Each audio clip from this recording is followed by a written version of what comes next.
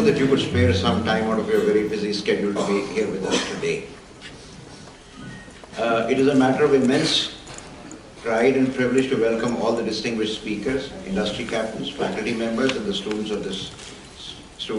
to this August gathering.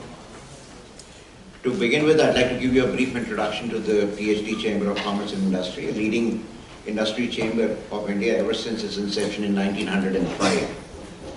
Has been an active participant in India's growth story through the advocacy role and the policy makers and regulators of the country.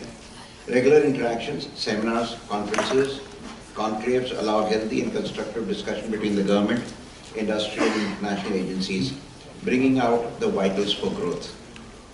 The Startup Summit in 2016 has been envisaged on the backdrop of significant role of startups in addressing this Indian economy and job creation.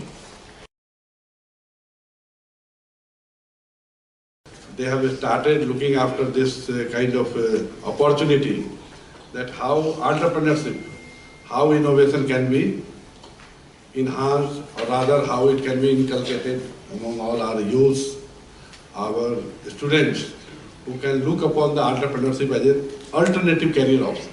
I think India specifically as a country can contribute a lot because we have that background of Sanskrit and background of technology that we have today, right? Mixing both of them together, we could literally create business models which are easy to roll out and which can then build upon the distribution and the technology which has been spoken about.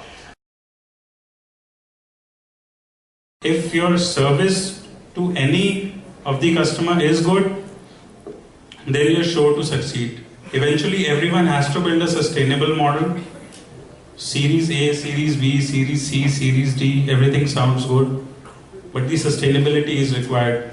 What is most important is for startups is that particularly when they start getting investors on board, is that they start pivoting.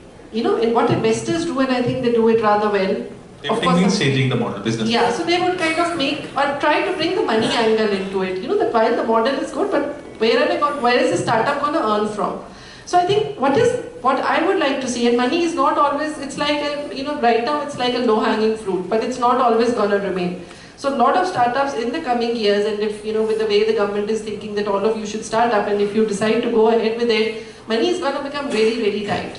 So what you need to do is you need to go back to probably the old rules, which is bootstrap, think again, where are you going to put the revenue, where is the money really going to come from? So my point is that pivoting is one of the most important things today which startups should be doing in order to reach that sustainability.